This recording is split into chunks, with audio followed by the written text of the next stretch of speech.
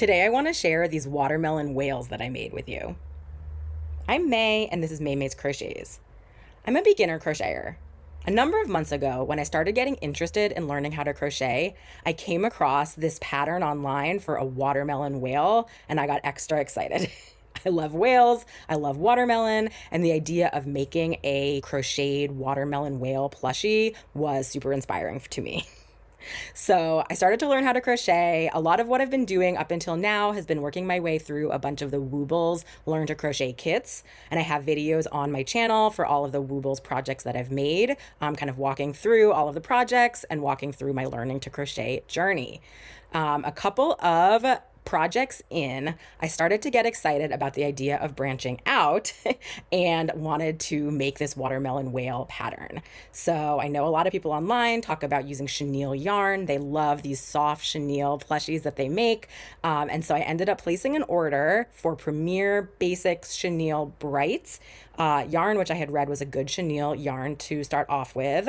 I placed an order for that yarn in all of the watermelon whale colors. But as I was waiting, of course, I placed the order. It took a number of days for it to arrive.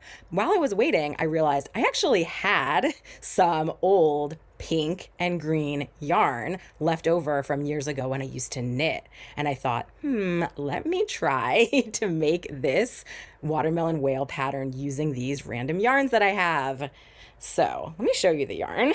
Of course, I had taken the wrappers off years ago when I was knitting, and I had no idea like what weight is this yarn, what material is this yarn, what size crochet hook should I use, is this yarn going to be any good at all to crochet with, especially as a beginner.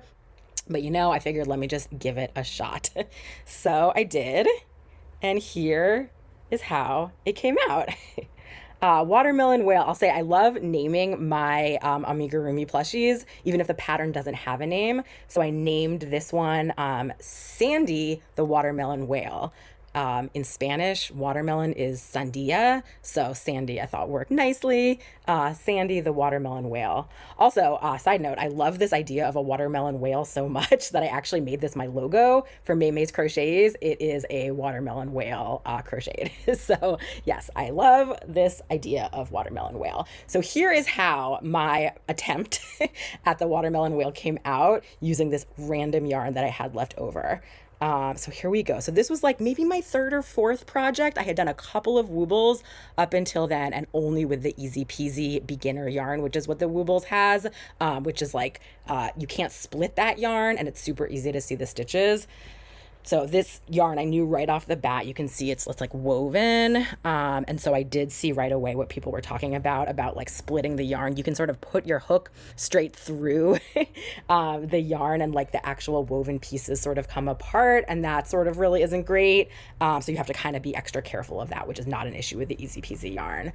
But I will say, as I started, I started from the top in pink. And as I was going, I kind of realized like, it was a little bit of a challenge for sure, especially like the magic ring right at the beginning. But then I really realized like, okay, I can do this. This is the same, as what I'd been doing with Woobles. And even this yarn, which is like clearly not specifically meant for maybe amigurumi, it was okay. I made it work. And I felt really confident kind of as I was going, to kind of feel like, okay, like I am actually learning to crochet. It's not just Woobles. I can like branch out beyond. So that was pretty satisfying. So let me tell you some more about the pattern, and I will link the pattern below as well. So you start from the top, the pink part. The most of the top was all sort of stuff that I had done before, increases and single crochets, kind of round, all the way down. So that was good. It's when you got to this color change part that things got really, really tricky. I will say the pattern itself actually calls for pink, and then one round of light green and then dark green. But I didn't have any light green, so, I just went with the pink and then the dark green. So in this row where you're changing colors between pink and green, there is a lot going on.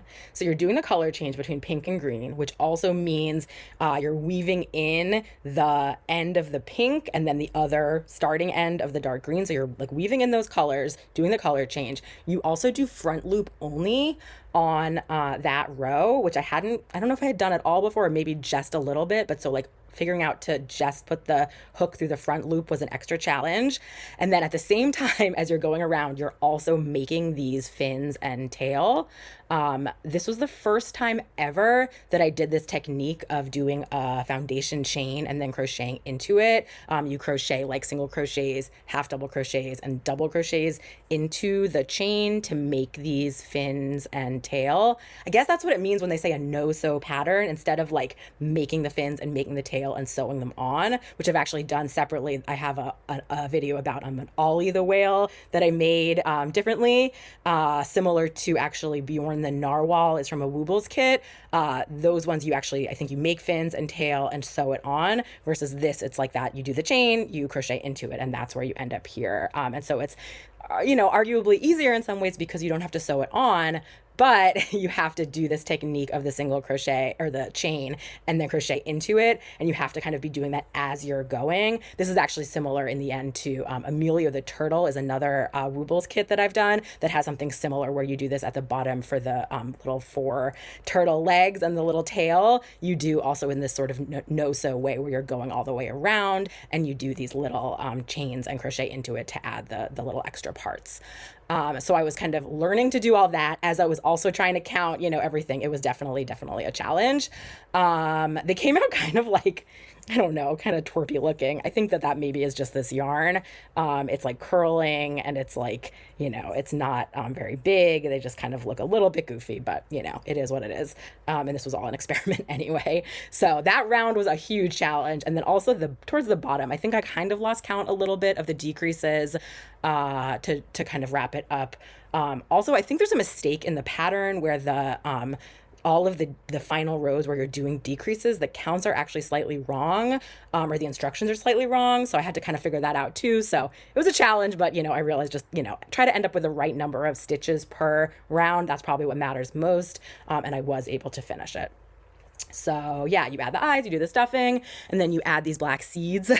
I think I used the Woobles black Easy Peasy yarn to make these seeds. When I first showed my husband this, before the seeds were on, he said it looked like a radish. I think because of these little twerpy like leaves almost. But I guess once I added the seeds, he understood a little bit better that it was supposed to be like a watermelon. I don't know. So yes, also the pattern is very like top heavy, we'll say, compared to, again, the Bjorn the Narwhal, and then what I repurposed him to Ollie the whale. It's more like of a rounded whale shape. So I thought that was interesting. Of course, then my premier Basix Chenille Brights yarn did arrive, but I already made this pattern, so I branched out and did some other things, including the Ollie the whale, which I will link my video about that one too. That was the very first time I used chenille yarn, which was a challenge. Been working my way through a bunch of other projects, and then the other day I just got inspired and I said, well, I have all of this yarn that I had bought for this watermelon whale pattern, so let me try making it. So here we go. This is my second Sandy the watermelon whale, done actually in the chenille yarn that I had been intending to from the beginning, and with a little bit more completeness because it has the middle light green row. So yeah, here is how this one came out. And this was a pretty satisfying experience because I had made the previous one. I sort of knew some of the gotchas about this pattern, but I also could really feel how far I had come since making that first pattern. So this time, again, the top, all the kind of basic stuff, single crochets and increases, working my way down, that was all fine. I did do the color change to the light green. And then when I got to this really tricky row with the front loops only, and the color change and the foundation chains that you crochet into, I was in a much better spot because I actually had done this a bunch since then. I've done this technique a whole bunch of times since then. So it was a lot more straightforward. It was tricky with the chenille yarn. I've talked plenty in my previous videos also about how chenille yarn certainly has its challenges. I know some people don't even like working with chenille yarn because of that. It's hard to see the stitches. So I've been getting better slowly but surely at that. But yeah, this was a really satisfying kind of moment to feel like, okay, I've come, decently far where I'm actually able to do these tricky things like that tricky pattern or that tricky round where you're color changing and adding fins and tail, but also doing it with chenille yarn. So yeah, I'm feeling pretty pleased with how this one came out. I'm just, again, obsessed with the idea of a watermelon whale. I love these colors. So pretty happy. I was also debating a little bit with my husband about what color watermelon should be. I actually think the pattern calls for red. I love the pink. This one's also pink. And this is, this isn't like a light pink. It's a darker pink. But is watermelon like red or pink? Or maybe it's like a dark pink, we'll say. So maybe like if this color was like a little more red or just a actual full on red, that would be fine too. So yeah, that was kind of funny. I've always thought of watermelon as pink, but I don't know. Also, this color in the middle, I had some to debate because I actually had more than one shade of light green, and I was trying to figure out which color to use. And then we also thought about the idea of using white. Watermelon has that kind of little rind area that is almost white, and I had like an actual yarn that's a little bit off white that I considered using, but I went with this light green, and I do think it really helps. I don't know, give it a little more character than this one that doesn't have that color change. And watermelon does have that little rind area that's a little bit of a whiter color.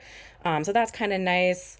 I also added the pattern called for these little, it's hard to even tell now with the chenille yarn, it's kind of like falling into it, but it had the little light pink little cheek outline blush, something to make the eyes sort of pop a little bit.